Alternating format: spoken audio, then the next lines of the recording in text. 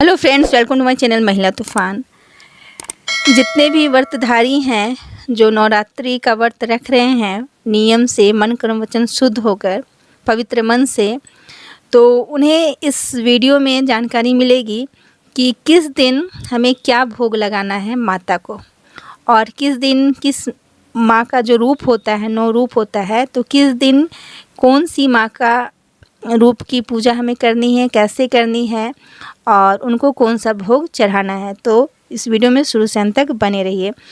तो दोस्तों, या जितने भी व्रतधारी हैं या जो पूजा पाठ करते हैं, श्रद्धा से माँ पे भक्ति भाव रखते हैं और अपनी मन्नत मांगते हैं, मनोकामना पूरी करने के लिए माँ से प्रार्थना करते हैं, माँ जो है संसार में सर्वशक्तिमान है, उनके आगे सर झुकाते हैं, उन पर श्रद्धा है, तो आप इस चीज़ को ज़रूर सुने इस वीडियो को और वैसे अपने जीवन में अपनाएं, फॉलो करें।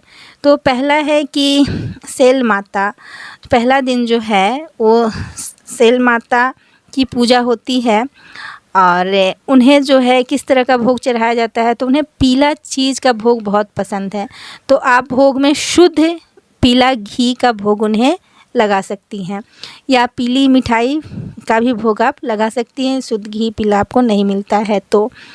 और दूसरे दिन हम ब्रह्मचारिणी माता की पूजा करते हैं, तो उनको हम मिश्री का भोग लगाते हैं। तो आप जो है दूसरे दिन मिश्री ज़रूर रखें अपने घर में, मंगा लें पहले ही, और मिश्री का भोग लगाएं ज़रूर। तीसरे दिन है कि चंद्र घंटा माता की पूजा होती है, तो चंद्र घंटा माता को दूध से बना हुआ चीज़ माँ को, दूध से बनी हुई मिठाई या दूध से बना हुआ चीज़, खीर भी आप घर में बनाकर माँ को अच्छे से बनाकर माँ को चढ़ा सकती हैं। तो इस चीज़ का भी, इन बातों का भी आप ध्यान रखें। और चौथे दिन जैसे है कुसमांडा माता की हम पूजा करते हैं, तो ऐसी मान्यता है, हम लोग जो है मालपुआ बनाते हैं और मालपुआ बनाकर माँ को भोग लगाते हैं। तो अगर आप भी सक्षम हैं तो आप मालपुआ का भोग माँ को बड़ी श्रद्धा से अपने हाथों से साफ़ सुथरा करके, अलग से बहुत नियम धर्म का पालन करके माँ के लिए बनाएं और उन्हें भोग लगाएं। 5वां दिन जो है स्कंद माता की पूजा होती है, तो स्कंद माता को केला बहुत प्रिय है, पीला फल उनको बहुत प्रिय है, तो उसमें आप केला का भोग ज़रूर लगाएं। 6ठा दिन जो होता है हम लोग कात्यायनी माता का पूजा करते हैं, तो कात्यायनी माता का पूजा में भोग किन किन चीज़ों की लगानी है, तो आप शहद का भोग लगाएं। शहद को हनी भी कहते हैं, इंग्लिश में हनी, या मधु भी कहा जाता है, तो शहद का ज़रूर भोग लगाएं। और 7वें दिन माता कालरात्रि की पूजा करते हैं, तो उनको जैसे है कि गुड़ का भोग लगाएं। गुड़ को हम लोग मीठा भी कहते हैं, अपना भोजपुरी भाषा में बिहार में हम लोग मीठा कहते हैं, तो गुड़ समझते हैं तो आप गुड़ से भी समझे कि गुड़ का भोग लगाएं। अब 8वां दिन जो है माँ गौरी या महागौरी माता की पूजा करते हैं, तो उस दिन हमें नारियल चढ़ाना बहुत शुभ माना जाता है, मतलब नारियल आप ज़रूर चढ़ाएं अष्टमी के दिन। तो माँ गौरी की पूजा होती है, तो उस दिन आप नारियल ज़रूर चढ़ाएं माँ को, तो इस चीज़ का आप ज़रूर ख्याल रखें। और 9वां दिन क्या होता है, सिद्धिदात्री माता की पूजा करते हैं, तो सिद्धिदात्री माता की जो पूजा करते हैं हम, तो उसमें प्रसाद क्या है, तो ध्यान दीजिए, उसमें है पूड़ी, हलवा, चने का प्रसाद। वैसे माँ को चना जो है बहुत प्रिय है, तो चने का प्रसाद आप ज़रूर चढ़ाएं।